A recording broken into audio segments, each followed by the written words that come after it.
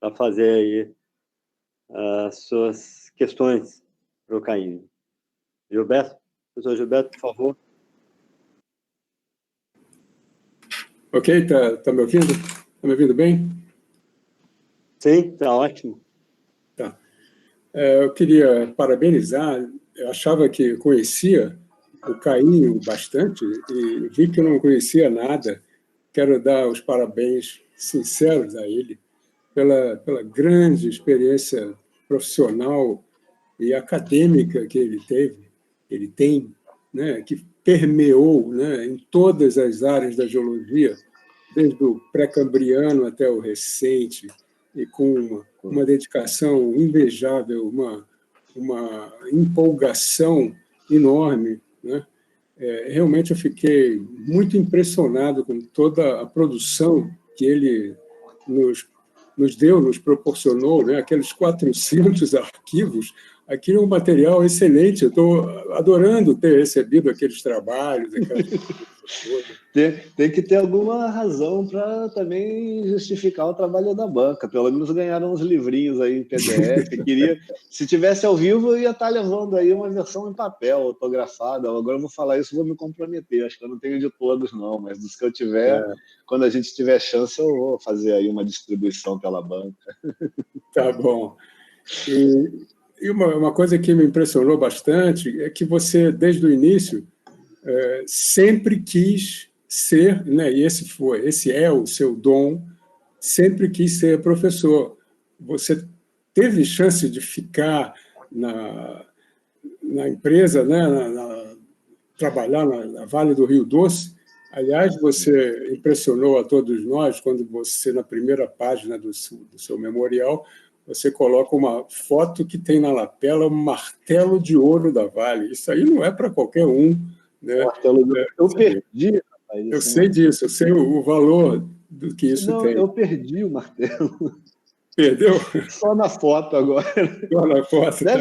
Deve estar em alguma caixa de joias aí, das muitas joias que eu tenho. Bom.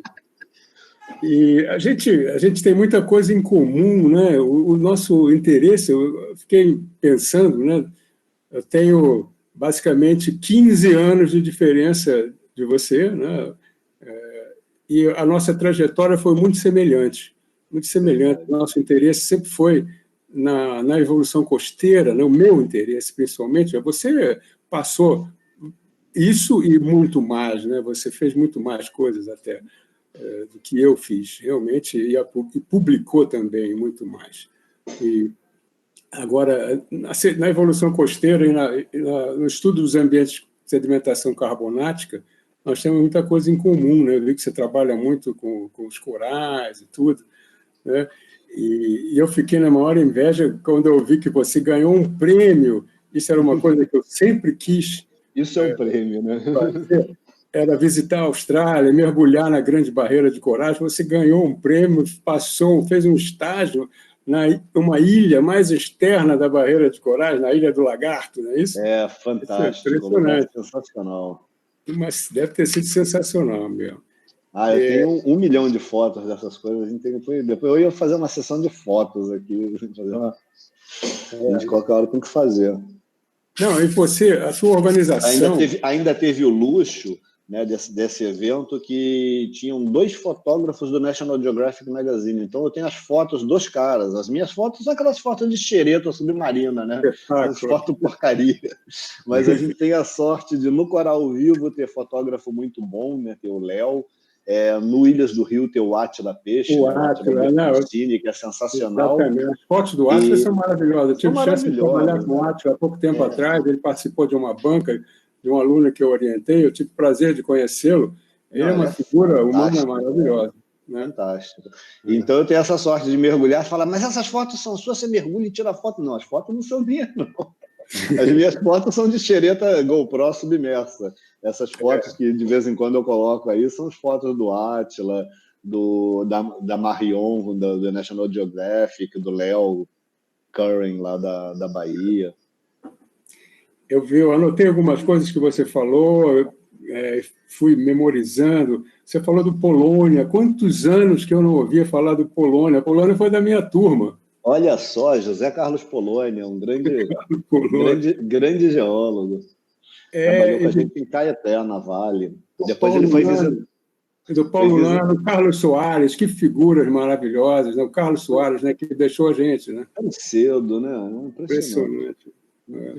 O Paulo Lano, eu fiquei tão contente com ele, eu liguei para perguntar, né? Falei, olha, eu fui estagiário, fiquei quase um ano aí, não tenho prova, era estágio voluntário. Na verdade, a história é que estavam abrindo o mestrado na Federal do Paraná em Geologia Costeira e eu queria fazer esse mestrado. Aí eu fiquei lá esperando abrir. E abriu, eu passei, eu comecei a fazer, só que eu não tinha bolsa.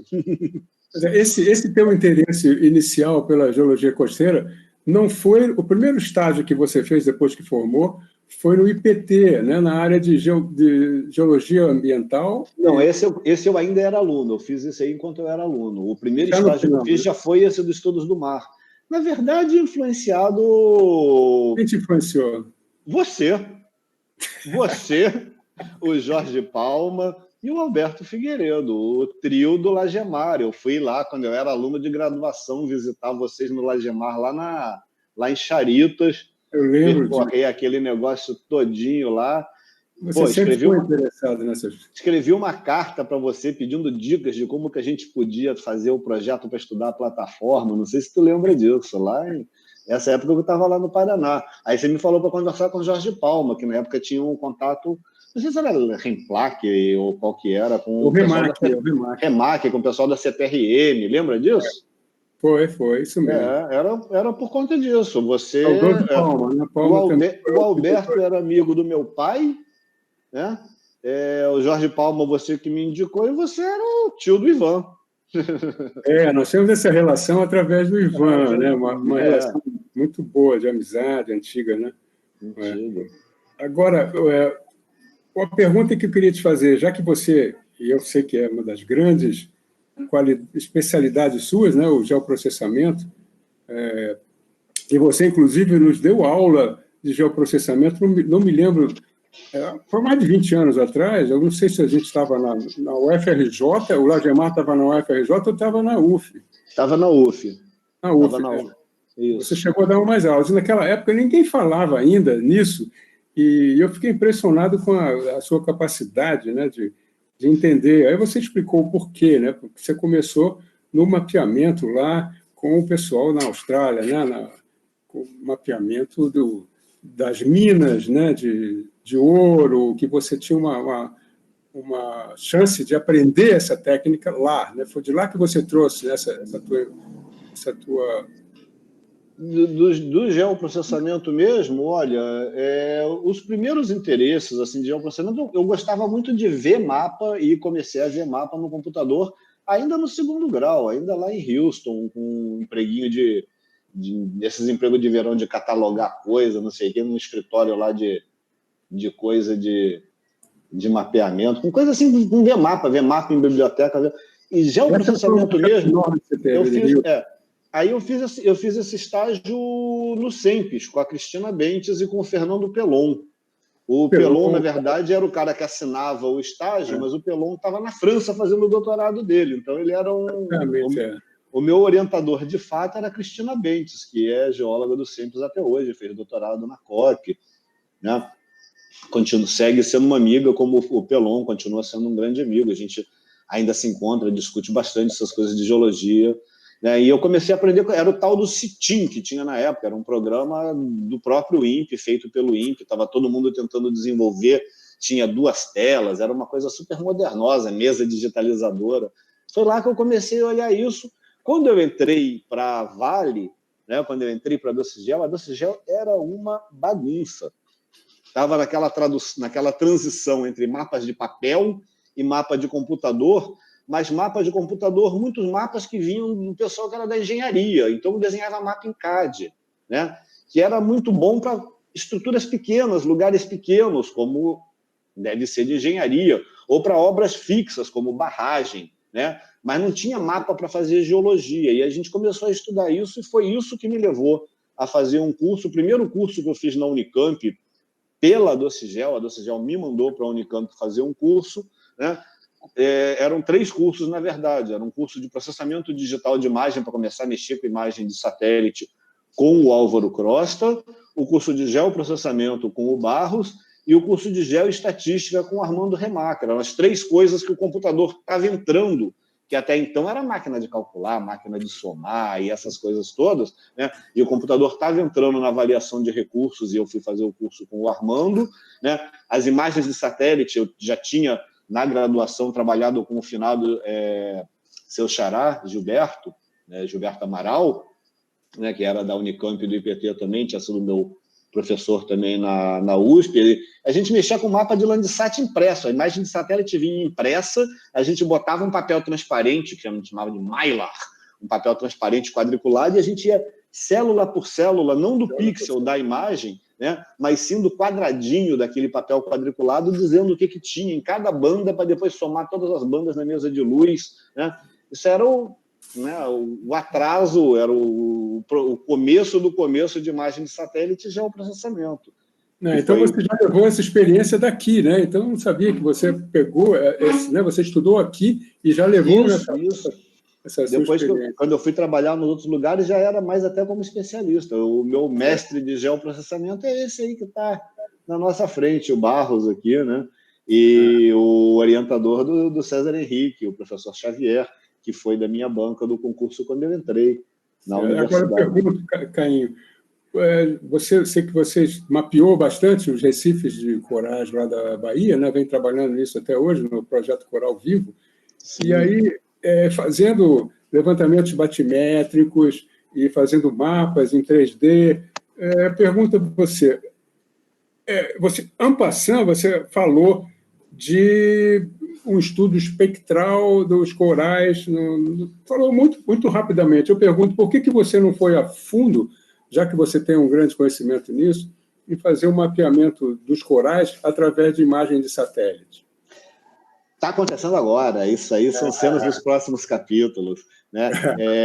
Eu, com essa parte específica de sensoriamento remoto para coral, a minha primeira orientação foi da Thalita Calassa, foi um mestrado, e ela trabalhou primeiro fazendo as correções, o principal foco dela foi correção atmosférica em imagem para trabalhar com corpo d'água.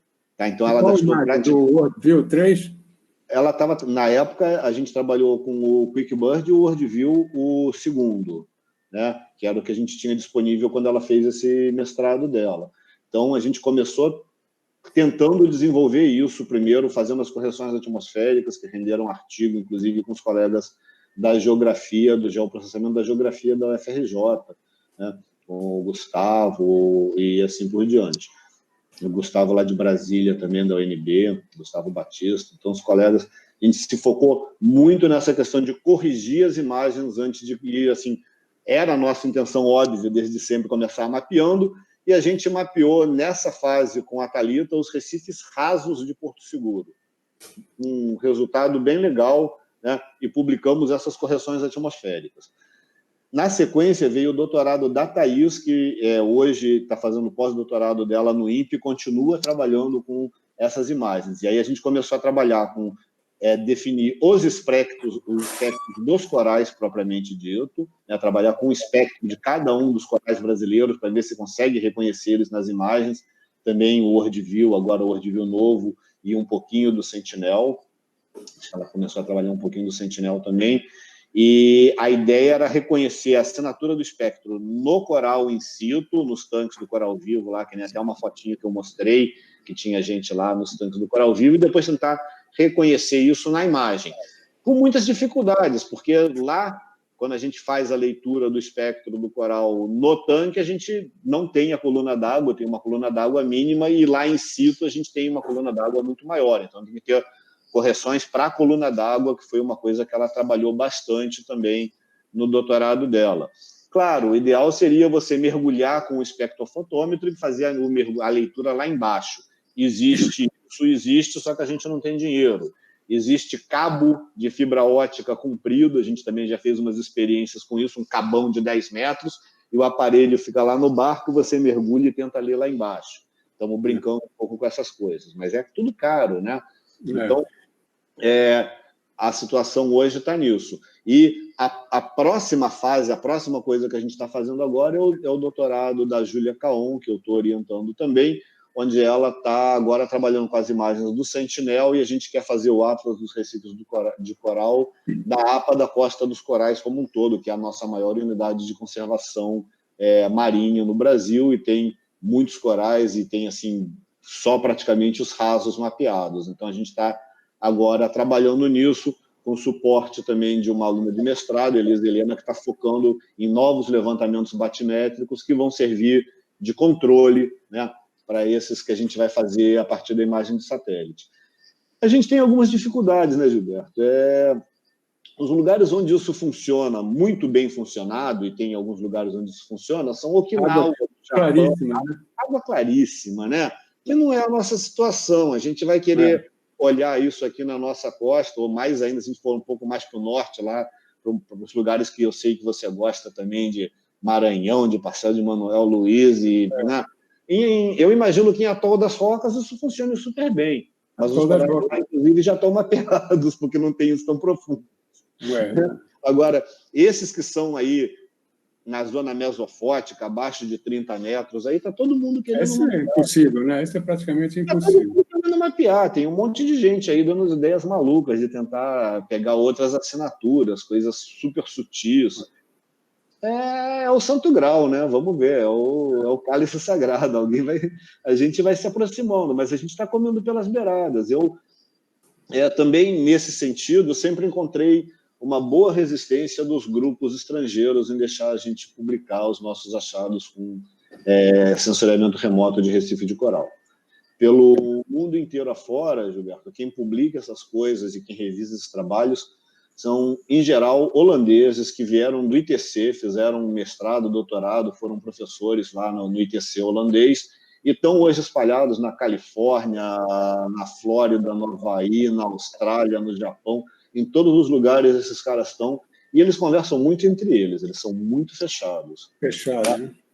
Uma coisa que a gente conseguiu fazer para minimizar isso foi quando a Thaís fez o estágio dela de sanduíche na CSIRO, ela ficou um ano lá na Austrália, na CSIRO, os orientadores dela foram desse grupo. Tá? Então, a gente está meio que se aderindo a esse grupo de uma outra maneira, porque tudo que a gente tenta publicar sem esse grupo, a gente publica em revista nacional, não passa em revista internacional boa. Né? Existe uma reserva de mercado. É triste falar isso, mas isso também é ciência. Né? Sabe que isso existe. Né? Agora, o que você chama de... Você tem um projeto também chamado carbonatos holocênicos e carbonatos quaternários. O que é exatamente isso? Esse aí era parte do que a gente fez com o pessoal da Petrobras, da Universidade de Petrobras, né, onde a gente vem estudando aqui também bastante com o pessoal do ETH da Suíça, o Crisógono Vasconcelos, o Gilles Mackenzie, com o pessoal da Geoquímica da UF, principalmente. Mais nas lagunas, né?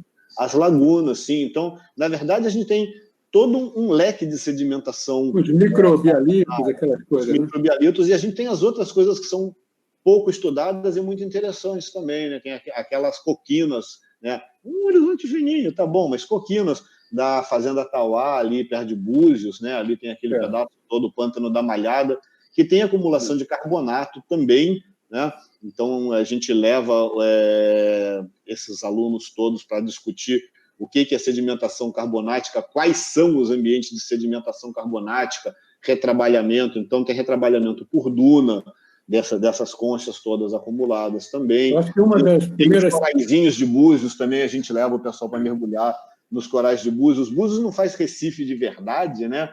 Mas as siderastreias, que são alguns dos recifes de alguns dos organismos coralíneos, né, que mais contribuem aí para a fábrica carbonática, que são de interesse dos geólogos, né, que a gente não fica olhando para bichinho, a gente quer ver se forma Recife, né, Gil? Agora, eu lembro, eu tive uma participação... lindíssimas. Eu tive uma participação nos nossos primeiros trabalhos lá no Delta do Paraíba, né? Acho que uma das primeiras citações do estromatólito quaternário de lá foi feita por nós, né? Lá na Lagoa Salgada, não foi? Sim, eu acho que sim. Quem participou, na época eu fiz contato, já não me lembro direito, foi o Thomas Fairchild. Isso. Ele Meu ainda... professor na Como é que ele está? Qual foi a trajetória dele? Ele era quase da nossa idade, um pouco mais velho, né? Eu acho que ele era um pouco mais velho. Ele continua ativo lá na USP. Eu acho que ele é professor colaborador, já está aposentado também, mas quando eu vou lá na USP, ele está sempre lá, né? Ele era está bem, está ótimo, está bem de saúde. Ele teve uns problemas de bacia, ele era um cara grandão, assim, né? Ficou meio... Mas você conhece todo mundo, né, cara? É impressionante o que você conhece de pessoas. Você que conhece.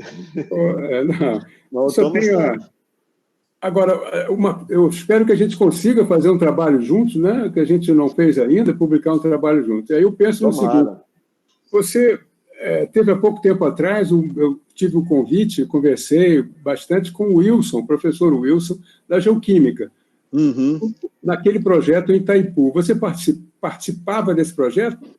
Participamos. Na verdade, a gente participou da confecção do projeto, da elaboração do projeto.